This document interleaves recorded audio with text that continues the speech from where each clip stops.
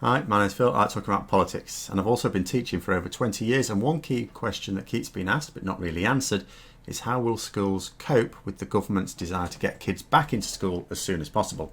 But first, if you'd like to be notified of daily news in politics, please subscribe to the channel and click the bell notification icon. So let's face facts. First of all, there is no plan from the Department of Education for reopening schools at all. If exercise Cygnus, which was carried out a few years ago in order to prepare for this pandemic, was never put into action, then no part of the country will really have had much notice in how to cope after the lockdown measures are eased. But schools and colleges have two problems that are not common to all industries. One is that normal working practice is to have a lot of people crowded into a very small space, and it's not really possible to just suddenly alleviate that. That situation is completely no bueno in a country until it's been properly vaccinated. And the second is that there are relatively few staff for these hordes of learners of varying levels of eagerness to be learning. In addition, the Department for Education, which is not a large department, has been wrestling with the how to cope with the major exam groups this year. GCSE and A-level groups for much of the UK, different in Scotland, albeit the same problems. Frankly, those details haven't been completely sorted even now, and yet now we're being told that the government wants final year primary school children back in school in June. And it is a serious problem. It's much like the economy, where doing the right thing is not at all easy, even if we had a decent government. And so, although I've criticised the government on any range of issues, there are certain ones that I understand are actually, with the best of intentions, very, very tough. Almost impossible, in fact. And I was asked by a patron during the Sunday live stream at the weekend, so how soon will these lockdown measures be impacting next year's exam groups? And the answer is that it already has, inevitably. Yes, schools and colleges are trying to varying degrees to carry out remote learning, but it's pretty crap. Not only is distant learning nowhere near as effective as in the classroom, but individual teachers will be in varying positions to deliver such learning anyway. Not all teachers have a setup to be able to comfortably sit at a computer delivering support without suffering health problems themselves. And students are also engaging to varying degrees and for various reasons. Some students, even very bright ones, are not really engaging as they might.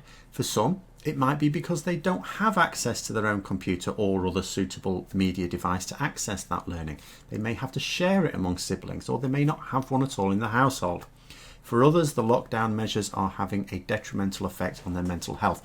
You would think this is particularly true of more gregarious students, or teenagers who like socialising with their friends and can't do that. And that, of course, is creating a lack of motivation. So kids getting back into school as soon as possible is an absolute imperative. But how to do it? You can't be jamming in kids into overcrowded classrooms anytime soon. You can't just open the schools again. So what do? Do you just put in some key year groups and spread them across smaller classes? But then what do you do about the kids at home? So at the moment, all the kids at home have access to, or they should have access to, some remote learning from their teachers. The problem is, though, if you just get in some kids in schools and you put them into much smaller classes so that they can be spread out in their classrooms, that means the ratio of students to teacher comes way down. So you basically need all your teachers to go in to deliver to these smaller class sizes. But then there are no teachers left to deliver any remote learning to those not in school. That evaporates completely. And what about the kids coming into school? It's all very well spreading them 2 meters apart in classrooms, which, when you think about the average size of a classroom, is not going to be many kids. But they have to funnel in through reception and down the corridors to get there. So do you have staggered class times as well? And it's even if you have like one-way corridor systems for schools whose architecture allows for that, and not all will, then even then it's going to take a lot longer to move between classes. You're going to have to think about not moving them between classes, I would think. Easier to move the teachers between them. Now, problems like that can be solved at the local level in the individual school and college. But much of this is also going to have to be decided nationally. For example, what if a school can't get all of its teachers in?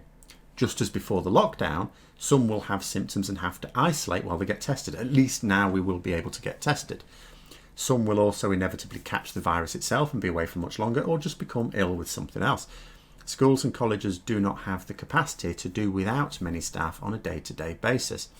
Thanks, of course, to massive underfunding, there are not enough teachers already, let alone for the model of teaching that this crisis demands, pre-vaccine at least. And also think about it, what's happening to the current teacher trainees at the moment? Well, they're not doing much teacher training. So your new cohort of teachers is presumably being delayed there. And what about getting kids to school? It's not as common in the UK as for other countries for people to live very close to their schools. Many will have to get the bus in. Well, that's a system that would need radically changing as well. And part of the solution would definitely be wearing face masks as well. Even if it's the filterless cloth mask, a scarf around your head, has been better than nothing. But I can tell you as an experienced teacher that it's hard enough to get some kids to even keep their bloody tie on all day for schools that have uniform. Can you imagine getting them to keep genuinely uncomfortable face masks on pretty much all day as well? You'd have no time for teaching. It would be constantly moving from kid to kid, telling them to keep their bloody mask on. Not in those words. Now remember, some of these kids will have brainless parents who have not been instilling the seriousness of the situation into their spawn. They'll see the masks as just a rule, like any number of other rules, because they don't understand the purpose of it. They think, well, it's just a rule you're making up. And so just off the top of my head, here are the problems that I think would need to be addressed by the Department for Education and that haven't been touched on so far. 1. How to get kids physically to school when they'd normally be jammed onto buses. 2. How to get them to keep face masks on outside of meal times. 3. What do you do at meal times, to make sure that you can maintain social distancing and at a time when they're not going to have the face mask on because, food goes in there. How to get them to class without funneling through reception areas and corridors at the same time. How to manage smaller class sizes as well as maintain remote learning for kids still not in school. How to manage the desire of children who will be excited to see their friends after so long, but must get no closer than 2 meters within them. How to cope with the inevitable staff shortages due to illness or even just symptoms before a test can be completed.